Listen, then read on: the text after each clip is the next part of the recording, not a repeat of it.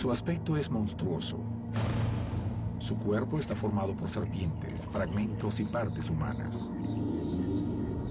Sus extremidades están formadas únicamente de sangre. Su falda está hecha de serpientes.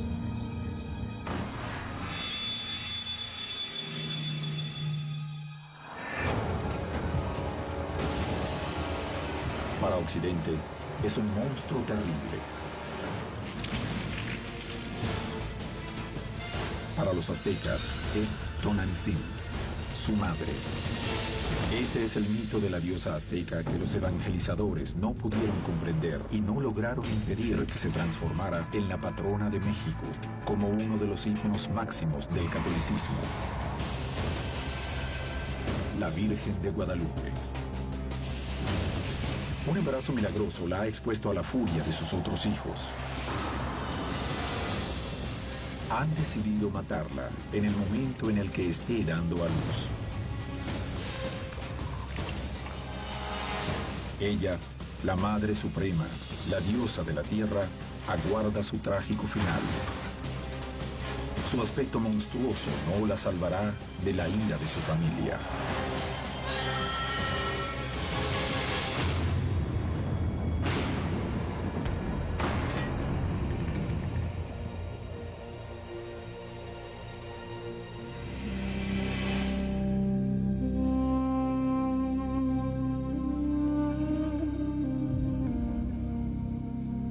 Mide 2,5 veces un ser humano, ¿no? Se te aparecía como verdaderamente esa fuerza potente de la vida, de la muerte, de la creación, de la destrucción. O sea, no podría yo ponerle otras características porque eso están representando. Es una diosa de apariencia terrible en el sentido correcto del término. No espantosa, sino terrible, en el sentido de impactante. Para los aztecas, esta diosa se relaciona directamente con la tierra, que es donde se encuentran la vida y la muerte para cualquier cultura agrícola. Es tierra y muerte, eso es un punto muy importante. Tiene este aspecto tétrico y tenemos este frío de la muerte de la tierra, ¿no? En el contexto indígena precolombino, a diferencia del mundo cristiano, la muerte es genésica y que también recupera al ser que ha existido y lo recicla. Nosotros imaginamos la creación y la destrucción distinto, ¿no? O sea, Dios tocando en la Capilla Sixtina el dedo de Adán, ¿no? Está muy lejos de esta representación, pero básicamente es lo mismo. Una un poco más sublime, ¿no? Y otra como más cercano a lo que es París.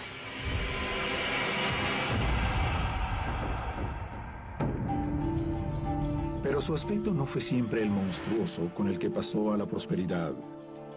Como todos los dioses aztecas antes de la creación del mundo, ella habitó la mítica ciudad de Teotihuacán. Allí, cada dios cumplía con una tarea específica. Ella había sido la diosa seleccionada para crear vida, para llenar el cielo de astros. La joven Coatlicue, dueña de una belleza encantadora, eclipsó a varios dioses con sus encantos, hasta que finalmente decidió casarse con Mixcoatl, uno de los hijos del Señor de la creación. La joven pareja estaba predestinada para un lugar preponderante en la creación del mundo mesoamericano. En poco tiempo, la pareja tiene una vida sobrehumana. Tuvo 400 hijos. ¿Quiénes son? Las estrellas, los seres celestes. Ella los parió. La palabra 400 se utiliza para significar muchísimos. Es un término que significa una gran cantidad. Como cualquier madre humana, Coatlicue comienza a sacrificarse por sus hijos. Lo que ella ignora es que ellos serán su propia perdición.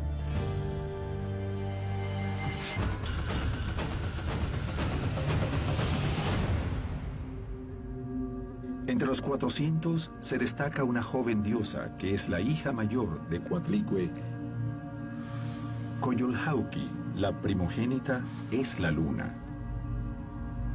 Los hijos que comienzan a nacer van ocupando su lugar en el firmamento, convirtiéndose en estrellas. Coyolxauhqui es una diosa ricamente ataviada, lleva ajorcas, brazaletes, y creo yo que si pensamos en la luna respecto de las estrellas, hay una preeminencia en cuanto a luminosidad, en cuanto a tamaño, desde la perspectiva nuestra.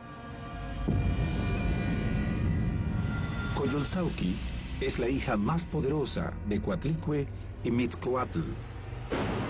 Su carácter la colocará inmediatamente como la líder entre todos sus hermanos. Coatlicue y Mixcoatl han cumplido con la primera misión que les ha sido encomendada. Ellos han poblado los cielos de estrellas. Están felices. Es hora de que la diosa madre y su esposo descansen en Teotihuacán, la ciudad de los dioses aztecas.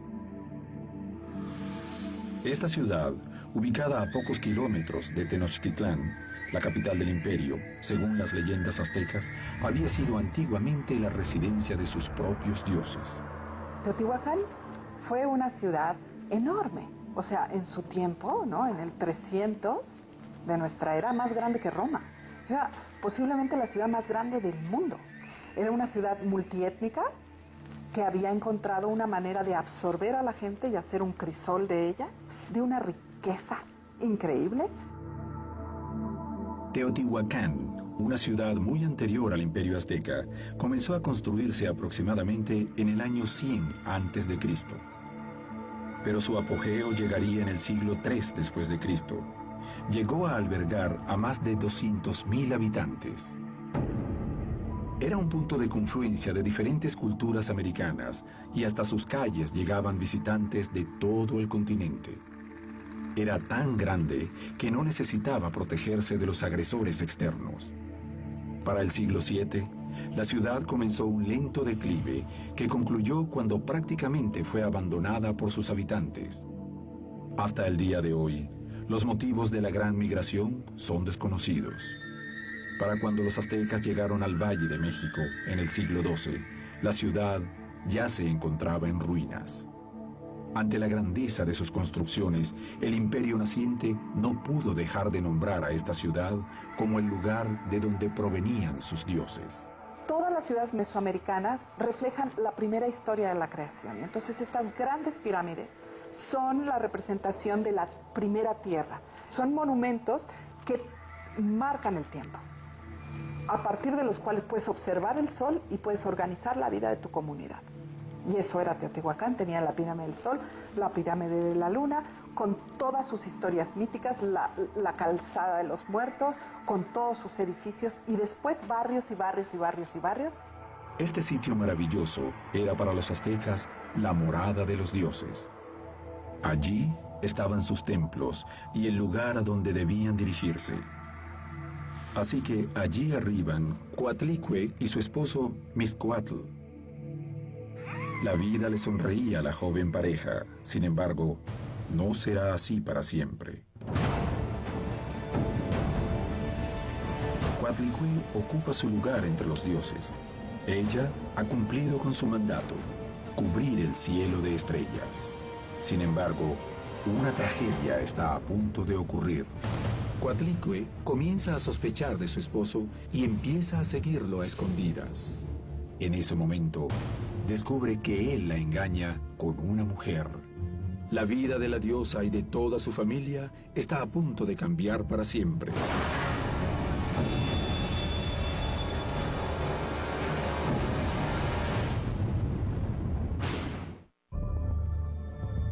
Coatlicue es la diosa madre de los aztecas, un ser dual que representa la vida y la muerte.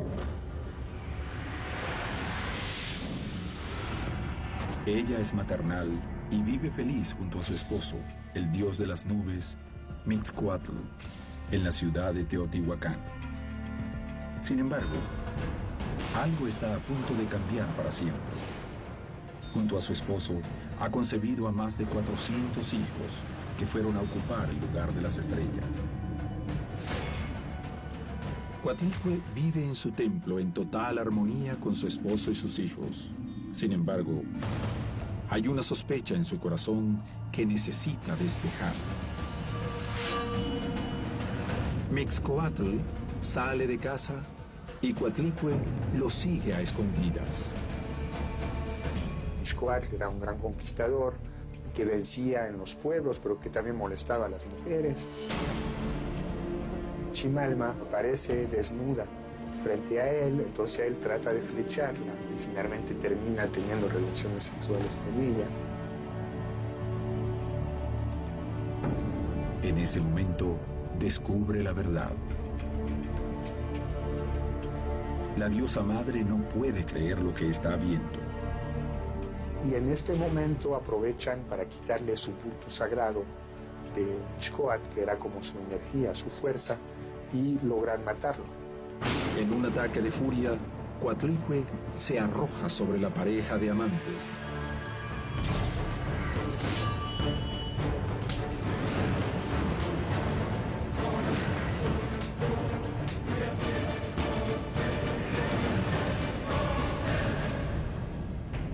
Mixcoatl ha muerto en manos de Coatlicue. Chimalma ha logrado escapar. La diosa madre está devastada. Coatlicue, la diosa madre, la hacedora de la vida, ha cambiado. Ya no es la bella joven. Sin su esposo, la alegría se ha transformado en pesar. Ha cambiado su vida.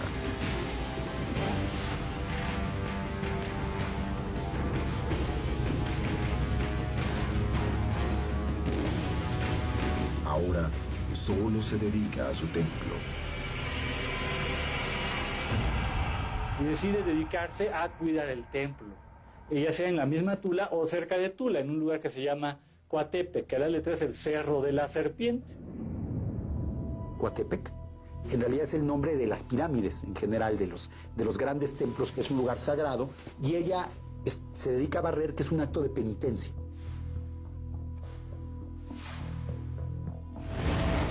El dolor y la soledad la han transformado en una anciana con rasgos prácticamente diabólicos y hábitos oscuros. El hombre siempre crea a los dioses con atributos humanos. Se concibe al dios como alguien humano, con amores, con odios, con deseo de venganza, con necesidad de adoración.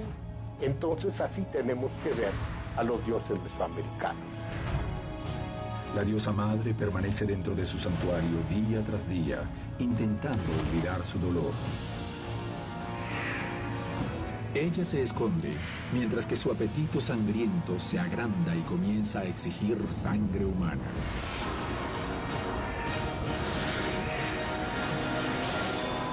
Queda como una deidad a la que hay que alimentar. Esto implica que tienen que estar siempre a través del ritual haciendo sacrificios para poder sostener y mantener a la tierra. La vida de la diosa comienza a volverse rutinaria y oscura. Ella misma se encierra en su dolor.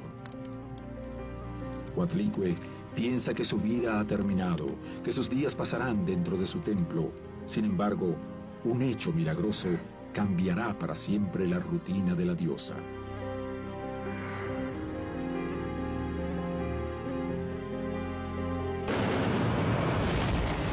Coatlicue estaba una mañana en su templo barriendo el suelo. En Mesoamérica, barrer los templos, mantenerlos limpios, era una forma de adorar a los dioses. Entonces ella es una especie de sacerdotisa y como está al servicio de los dioses, pues debe guardar celibato. Lo está barriendo para tenerlo limpio y metafóricamente alejarlo del pecado. El pecado es basura, el pecado es polvo. Entonces barrer es sacar el pecado. Un colibrí entró por una ventana y dejó en el piso una bella bola de plumas turquesa. Está ahí y ve un plumón, emblema de los celestes, los pájaros, etc. La diosa asombrada tomó la ofrenda agradecida y la guardó en su regazo. Es el cielo que se está manifestando de alguna manera. una cosa celeste, y es terrestre. Entonces está conjuntando cielo con tierra. Cuando termina sus labores, dice, pues voy a buscar mi plumón. Pues ¿cuál plumón? Ya no tiene nada. En ese momento se da cuenta que está embarazada. Lo que tomó no fue un simple plumón, fue una especie de semen divino. Sorprendentemente, la diosa azteca concibe a su hijo de la misma manera en la que lo hizo otra mujer, más de 1000 años antes y a miles de kilómetros de distancia. Es uno de estos embarazos extraordinarios que son tan asociados con las diosas madres, inclusive con la Virgen María y la concepción de Jesucristo. Sin imaginarse las consecuencias, Coatlicue reúne a sus hijos. Quiere contarles las novedades y compartir con ellos su alegría. La diosa, que creía que la vida había acabado para ella, tiene una nueva misión en el mundo.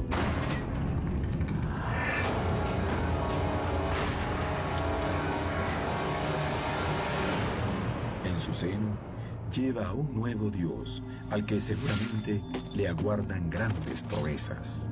Sin embargo, Coatlicue no se imagina cómo reaccionarán sus hijos. Como ya es una matrona respetable, cuando sus hijos se enteran, montan en cólera. Porque dicen, bueno, madre nos va a poner en vergüenza, ¿no? La madre ya debería estar dedicada nada más a la costura, ¿verdad? Cosas decentes, a oración, y quién sabe con quién se habrá metido para estar preñada. No le hacen caso, no le creen lo del plumón. Coatlicue está destrozada. Sus hijos no aprueban su embarazo y la acusan de ser adúltera.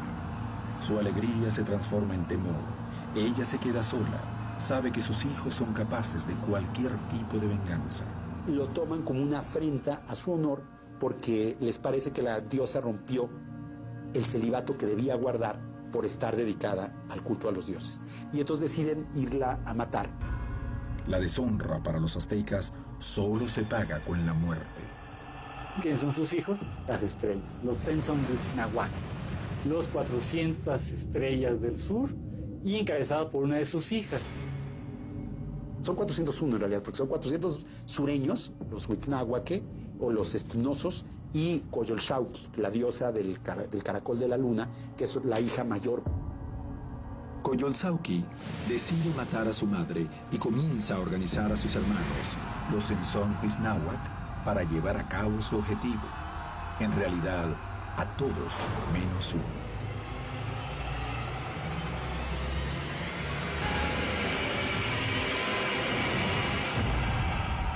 Pero como nunca falta un chismoso, uno de los hermanos, una de las estrellas, decide avisarle a su madre. Va a la cumbre del Coatepec, del Cerro de la Serpiente, y le dice, mamá, mis hermanos planean matarte. La otra pues se acongoja, sufre. Coatlicue cree estar sola. Sin embargo, en ese momento ocurre un segundo milagro. Desde su vientre le llega la consolación que no encuentra en el mundo. Su hijo no nato le habla. Coatlicue, la diosa madre más conocida, es famosa por ser la madre justamente de Huitzilopochtli, el dios patrono de los mexicas. Mientras que la feroz Coyolxauhqui prepara el ataque sobre su madre, Huitzilopochtli crece y planea la defensa. Además de su hermana mayor, deberá enfrentar a los 400 Huitzinahua. Ya cercano el momento en que nazca el niño, que es un dios, por supuesto, cercan a Coatlicue en un monte sagrado, en el Coatepec, en el Cerro de la Serpiente. Y justo antes de nacer, cuando ya se acercan los Huitznahuac, los Xauhqui, se acercan a Coatlicue, el niño que lleva en sus entrañas le habla y le dice, no temas, yo te defenderé. Coyolxauhqui avanza con firmeza delante de su ejército, formado por sus hermanos, hacia el lugar en el que se encuentra su madre. Coatlicue los ha deshonrado y ahora debe morir bajo su espada. La diosa madre está resignada y ha dejado su santuario. Se oculta en una de las laderas del cerro Coatepec. Ya está a punto de dar a luz. Allí aguarda pacientemente su muerte. sabe que ella sola no puede hacer nada contra la ira de todos sus hijos.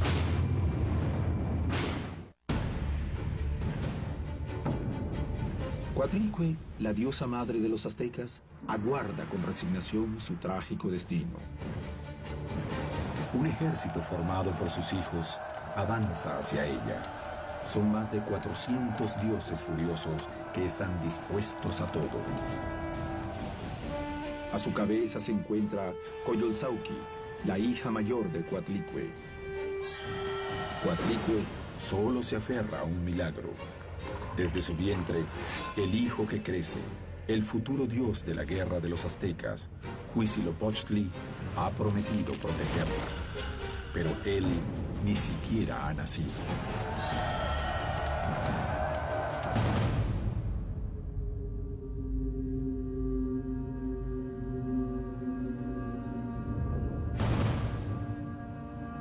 Huitzilopochtli, el dios portentoso, Tetzalteo, el dios prodigioso, le habla desde el vientre materno: mamá, no te preocupes. Cuando llegue el momento, yo sabré actuar. Coyolxauhqui tiene rodeada a Coatlicue, que se encuentra en el monte Coatepec, el monte de la serpiente. La diosa de la tierra aún no ha parido. Está desahuciada, pero confía en la promesa que le ha hecho su hijo no nato.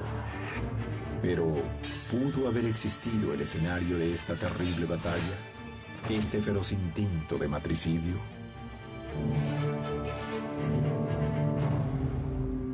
El escondite en donde está Coatlicue es un sitio representativo para los mesoamericanos que ha sido escenario de otros hechos mitológicos. Se considera que la representación de Coatepec es el templo mayor de Tenochtitlan. Ubicado en el centro de Tenochtitlán, el templo mayor era la construcción más grande de la ciudad, el punto de confluencia de la vida religiosa y política de los aztecas.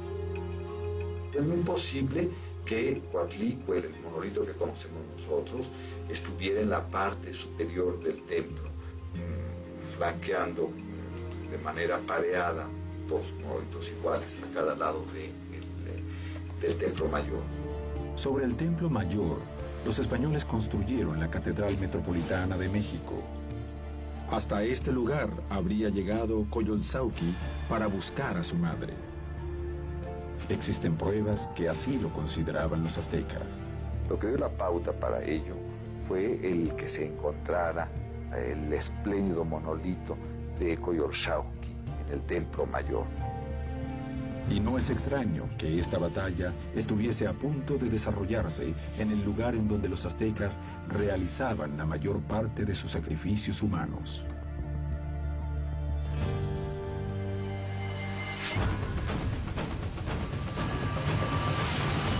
Los sacrificios a dioses como Huitzilopochtli, que son dioses solares y de la guerra, son sacrificios de varones, que son guerreros, que están en la cumbre de su fuerza corporal, ¿no? Y eso claramente los hace mucho más solares y calientes, y es el tipo de alimento adecuado para dioses solares y calientes como Huitzilopochtli, ¿no? Una parte fundamental de la vida ritual de los aztecas eran las guerras floridas. Estas batallas eran acordadas por los sacerdotes para tomar prisioneros. Usualmente se enfrentaban en el campo de batalla dos ejércitos por el simple hecho de pelear.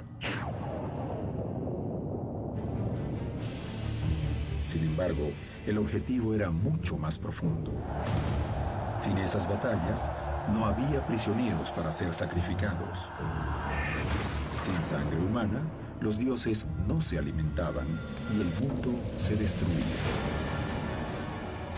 En la batalla que está a punto de suceder, se puede entender una parte fundamental sobre cómo los aztecas veían y entendían al mundo.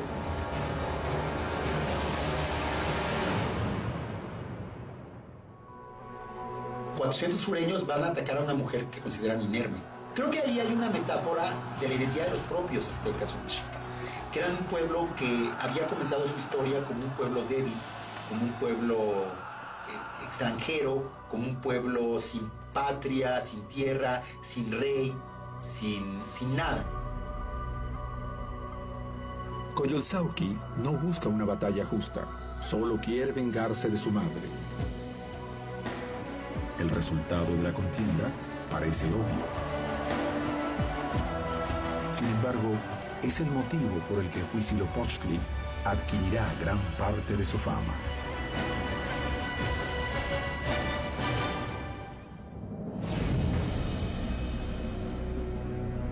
Y los otros se van armando, van haciendo los ritos, ¿verdad?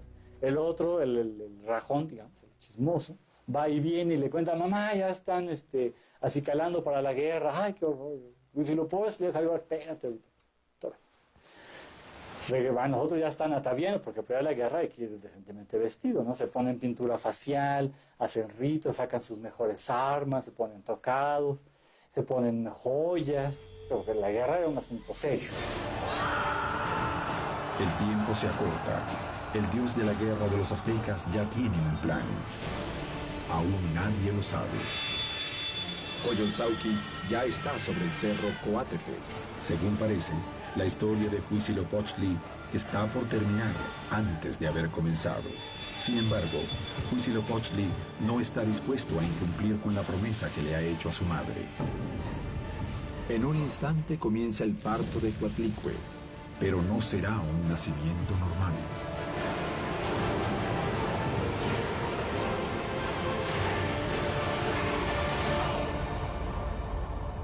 Ya están abalanzándose sobre ella, Coyolxauhqui en primer plano, y en ese momento nace Huitzilopochtli. Nace, al igual que Palas Atenea, se nace adulta y armada, que nació de la cabeza de Zeus, y nace del vientre de su madre, pero ya como adulto y ataviado como guerrero. Y nace con una nueva arma, que sería un arma muy poderosa, el arma que va a hacer que los aztecas sean los más poderosos del Valle de México y que conquisten buena parte de Mesoamérica. Allí se encuentra el feroz y terrible guerrero frente a sus hermanos.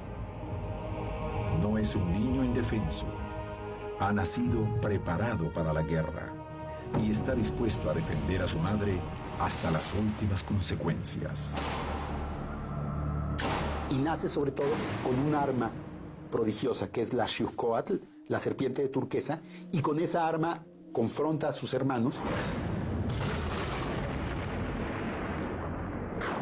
La Xiuhcoatl es el relámpago, es el trueno, es el rayo, que también tendría características de rayo solar, pero fundamentalmente es el rayo.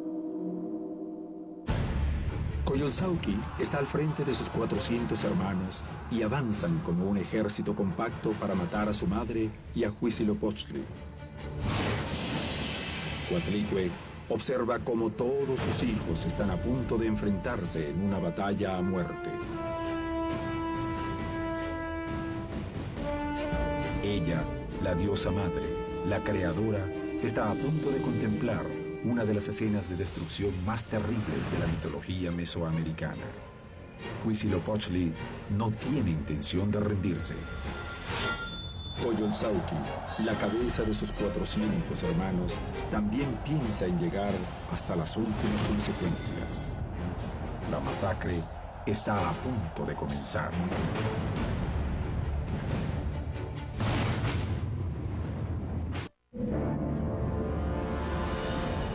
Coatlicue es la diosa madre de la mitología azteca. Ha tenido una terrible vida llena de muertes y traiciones. Está a punto de pasar por el peor momento de su existencia.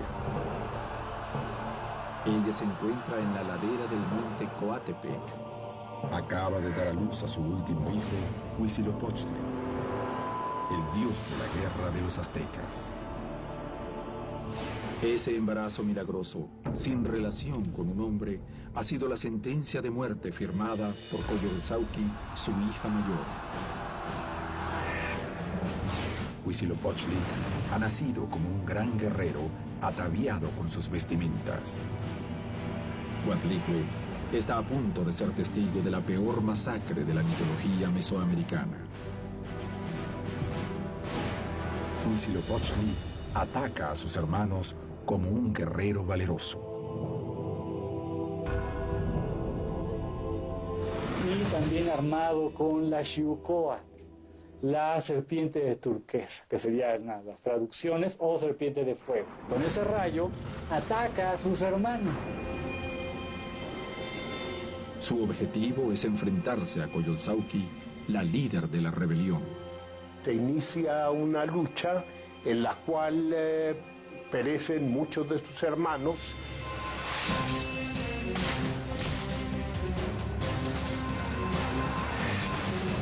Los 400 hermanos son perseguidos por Huitzilopochtli, la mayoría son masacrados por el dios. Huitzilopochtli avanza listo para presentar batalla contra sus hermanos. Los va matando y los va descuartizando. Ellos miran desorientados. Sin embargo, Huitzilopochtli no se detiene. Su sed de sangre comienza a dominarlo. Uno a uno arroja a sus enemigos al firmamento. Y finalmente le perdona la vida a unos cuantos cuando ellos le suplican que los perdone y le imploran su piedad. Rápidamente Huitzilopochtli llega sobre su hermana. Antes de que pueda defenderse, el dios del sol la ataca. Yace al final al pie del cerro, descuartizada. La instigadora de la rebelión ha muerto.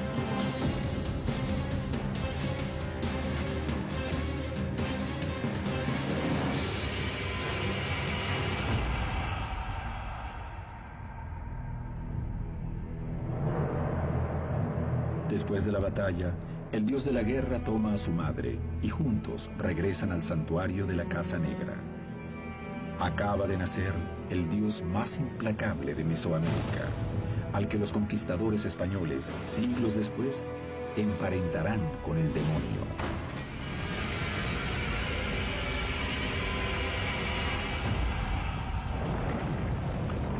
Que se parece mucho a su padre, caliente, luminoso, varón, pero también tiene características de humedad, de poder distribuir caracteres fríos sobre la tierra.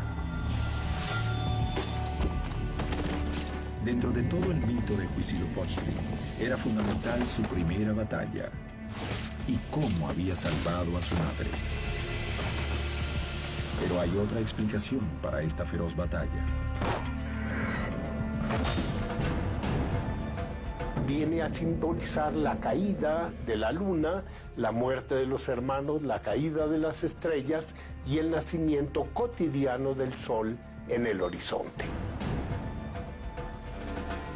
Las estrellas, en especial la Vía Láctea, son los 400 hermanos que todas las mañanas huyen de los rayos del sol, que obviamente están representados por la espada de Huitzilopochtli,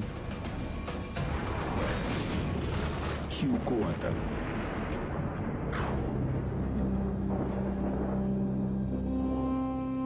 Coatlicue ha dado a luz a un ser fundamental dentro de la cosmovisión azteca.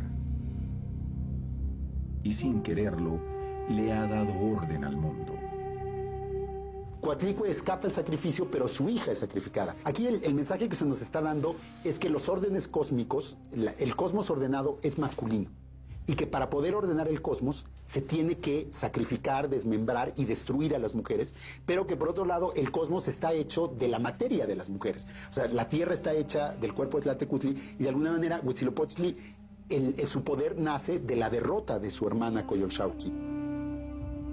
La dualidad de la vida y la muerte, parte fundamental de la cosmovisión azteca, está presente con mucha fuerza en este relato. Hasta el día de hoy, la vida y la muerte están íntimamente relacionadas en la cultura azteca. Hay un conocimiento de la naturaleza y un intento de, pues, gestionar la fuerza brutal que tiene. Ellos no se sienten víctimas de nada. Ellos saben que viven en un universo que puede todo el tiempo perecer, porque el cielo puede caer sobre la tierra y el tiempo se acaba. Coatlicue es justamente quien da la vida cada vez que hay una nueva creación.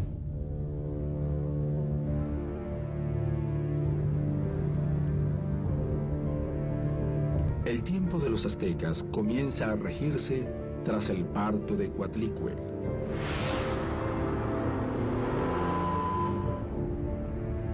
Esta batalla no ha tenido lugar de una sola vez. Todas las madrugadas se recrea y se regenera.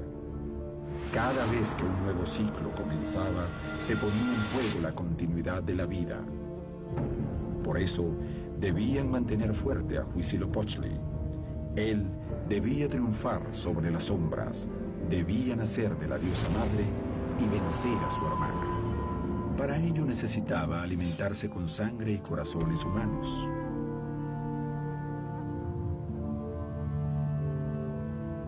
Cada batalla la alimenta.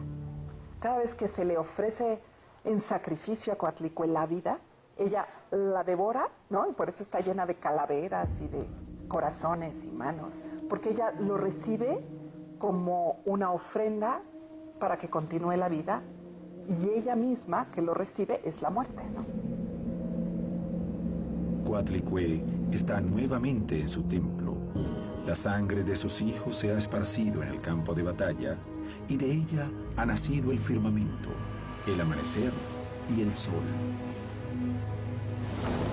Con la llegada de los evangelizadores, la proscripción de los dioses mesoamericanos la harían cambiar a una figura que realmente nadie jamás se hubiera imaginado. La antigua diosa madre le haría mutar y transformarse en la nueva patrona de México, la Virgen de Guadalupe.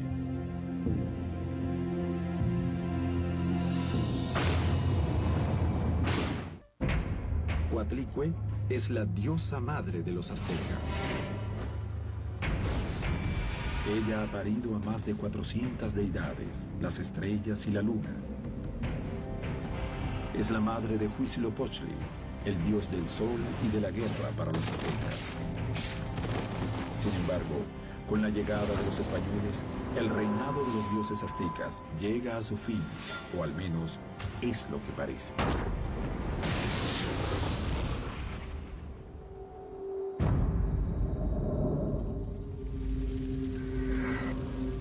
A esta diosa también le decían Tonantzin, nuestra madrecita, que va a ser el nombre que le van a dar los indígenas también a la Virgen de Guadalupe, ¿no? Y aquí hay una sustitución, como era la madre del dios indígena y que la Virgen es la madre del dios cristiano. Hubo una especie de convergencia, no sé si fue realmente algo milagroso o si fue algo medio construido, pero el hecho es que una diosa, la Virgen, va a desplazar a otra diosa, Coatlicue.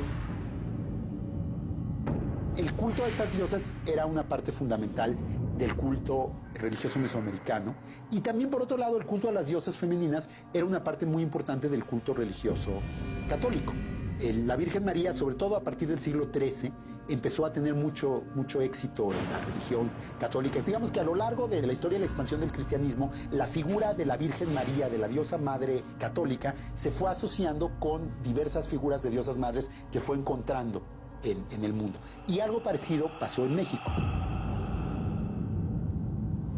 Poco tiempo después de la llegada de los españoles, una nueva madre se instaló en el panteón de los dioses.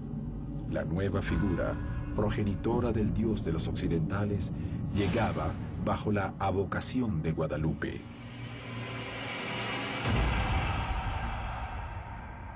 Desde muy temprano en el siglo XVI, los indígenas empezaron a acercarse a la figura de la Virgen María un poco como una continuación de sus diosas madres, y algunos sectores de la Iglesia Católica, de los evangelizadores, de los clérigos, fomentaron esta identificación porque era una manera de que el catolicismo ganara popularidad entre la población.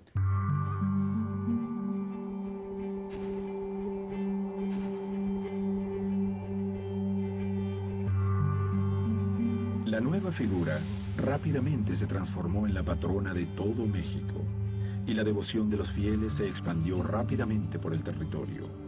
Sin embargo, los evangelizadores no sospechaban que debajo de su nueva figura, la antigua diosa continuaba vigente. Coatlicue tiene todo el horror de la muerte y tiene todo también todo ese cuerpo florido de cuando las estaciones cambian. La misma representación de Guadalupe hoy tiene esas dos fuerzas, porque todo su vestido rojo, rosa, está lleno de flores, y todo su manto azul está lleno de estrellas, y entonces vuelve a tener ambas partes, ¿no? Al igual que la nueva imagen que han traído los nuevos conquistadores europeos, ella ha dado a luz a un Dios sin ningún contacto con un hombre. Las dos mujeres son madres, protectoras y veneradas por sus pueblos. Sin embargo, hay muchos más puntos de contacto. El culto a la Virgen de Guadalupe era un culto en el que participaban tanto los indígenas como los españoles, y era uno de los pocos puntos de encuentro que había entre los diversos sectores de la población novohispana, y a partir de ahí se convirtió de alguna manera en la patrona de la Nueva España y un poco en el símbolo de la integración religiosa de indígenas y de españoles.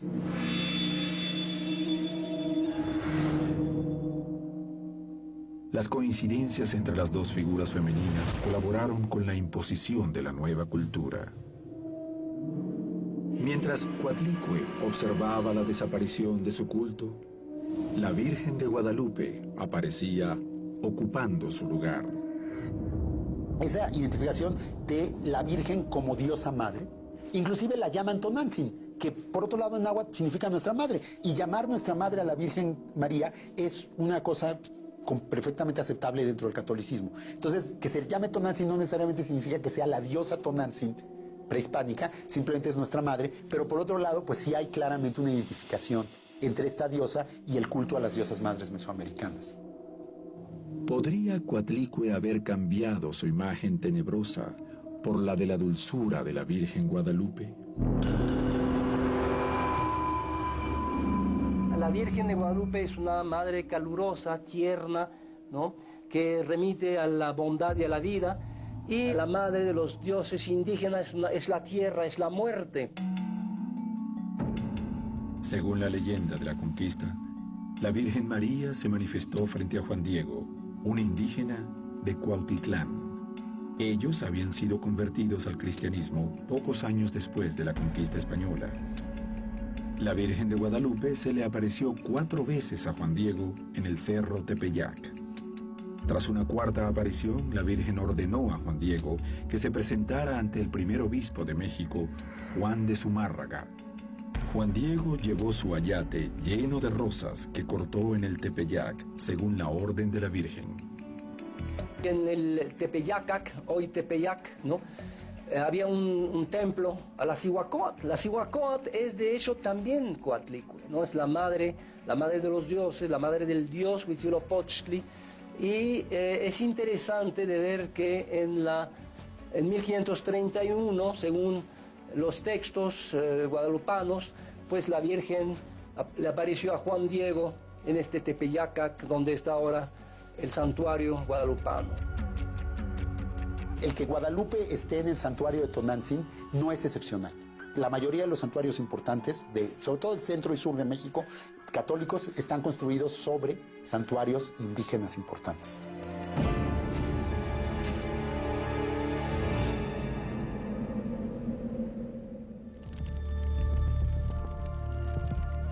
De alguna manera, Coatlicue o Tonantzin, como la llaman los aztecas, que significa madre, continúa en el mismo lugar que era suyo desde el principio de los tiempos.